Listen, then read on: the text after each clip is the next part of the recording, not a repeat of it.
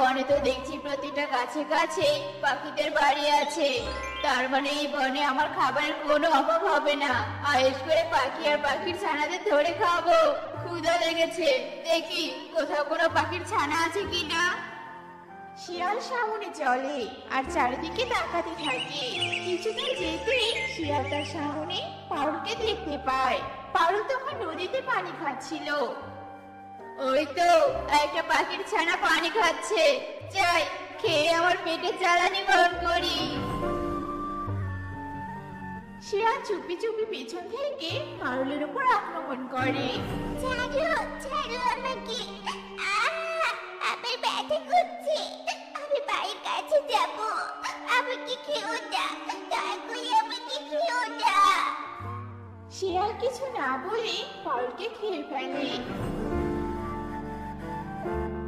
দূর থেকে শালিক সবটা দেখে মনে মনে বলতে থাকে, আহারে পারুল বেচারি, দুষ্টু শিয়াল ছোট মেয়েটাকেও ছাড়লো না। এই বনে শিয়ালের নজর পড়েছে। যাই যাই, বনে সবাইকে বলে দেই আর সতর্ক করে দেই। শালিক উড়তে থাকে। এদিকে শিয়াল একটা গাছের গোড়ায় শরীর এলিয়ে দিয়ে বলতে থাকে, আহা শান্তি, এখন একটু নিশ্চিন্তে ঘুমাবো, তারপর থাকার জন্য আস্তানা খুঁজতে বেরোবো। টনি বোন, বনে শিয়াল এসেছে। শিয়াল আমার সামনে পারুকে গিলে খেয়েছে। তোর ডিম থেকে ছানারা বের হলে সাবধানে রাখিস বোন, আর তুইও সাবধানে থাকিস। হায় সৃষ্টিকর্তা, এগো বিপত্তি আবার বনে। অন্যদিকে শিয়াল একটা পাহাড়ের গুহায় প্রবেশ করে আর ওখানে থাকতে শুরু করে। এভাবে কয়েকদিন কেটে যায়। একদিন শিয়াল নদীর পাড় দিয়ে হাঁটছিল। কাল রাত থেকে কিছু খাইনি, আর আজকে সারাদিনও কোনো পাখিকে খাওয়ার জন্য পেলাম না। মনে হয় আজকে আমাকে নদীর পানি খেয়ে থাকতে হবে। চোখ যায় সামনে খাবার খেতে থাকা জগু কাকের দিকে। না না, আমাকে পানি খেয়ে আর থাকতে হবে না, আমার খাবার তো সামনে। এক্ষুনি কালো কাককে আমার পেটে দিয়ে অশান্ত পেটকে শান্ত করবো।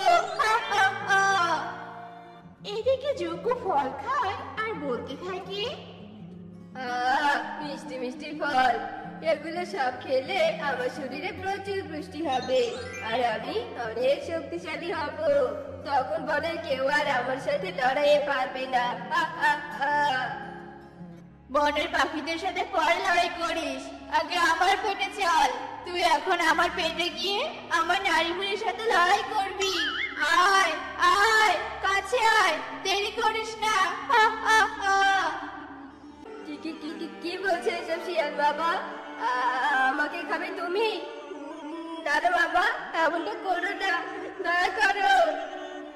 যজ্ঞ পেছনে পেছাতে থাকে আর শিয়াল এগিয়ে যজ্ঞর দিকে আসতে থাকে। আমার পেট ক্ষুধায় গরম হয়ে আছে, আর দেরি করিস না বলছি। তোমার পায়ে পড়ি, আমাকে ছেড়ে দাও, খেয়ে দাও আমাকে শিয়াল বাবা। আমার এত সুন্দর জীবনটা নষ্ট করো না। তুমি আমাকে যা করতে বলবে আমি তাই, তুমি আমাকে যা করতে বলবে আমি তাই করবো। তবু আমাকে ছেড়ে দাও। আমি যা করতে বলবো তুই তাই করবি? হ্যাঁ, তাই করবো মামা। তবে বেশ, শোন, আজকের পর থেকে তুই আমাকে বনের পাখিদের ছানার সন্ধান দিবি আর আমি তাদের খাবো। আর আজ থেকে তুই আমার সাথে আমার আস্তানায় থাকবি, বুঝেছিস? শিয়াল বাবা, আমি তোমাকে পাখিদের ছানার সন্ধান দিব, কিন্তু তোমার সাথে থাকতে পারবো না। আমার অনেক ভয় করবে, তুমি যদি আমাকে খেয়ে ফেলো তখন। হ্যাঁ, আমি তোকে খাবো না, তবে কথা না শুনলে কঠোর শাস্তি দিব। এখন আমার ক্ষুধা লেগেছে, যা পাখির ছানার সন্ধান নিয়ে আয়। সন্ধান দিতে যাওয়া লাগবে না, আমি আজকে সকালে শুনেছি শালিকের মেয়ে হয়েছে। চলো শালিকের বাড়িতে যাই বাবা। শিয়াল আর যজ্ঞ শালিকের বাড়ির দিকে চলতে থাকে। কিছুক্ষণ পর ওরা শালিকের বাড়ির সামনে আসে। যজ্ঞ, যা ঘর থেকে ছানাটাকে নিয়ে আয়, আমরা তো আর শুনছে না।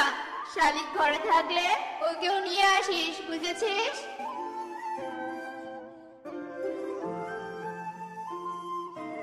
এই যে মামা, শালি ঘরে নেই, এই ছানাটাকে খেয়ে নাও তো তুমি। শিয়াল ছানাটাকে খায় আর চকুকে নিয়ে ওখান থেকে চলে যায়। দূর থেকে শালিক সবটা দেখে আর শালিক অনেক কান্না করতে থাকে।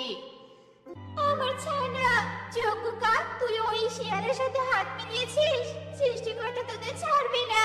শালু আমার প্রথম সন্তান ছিল।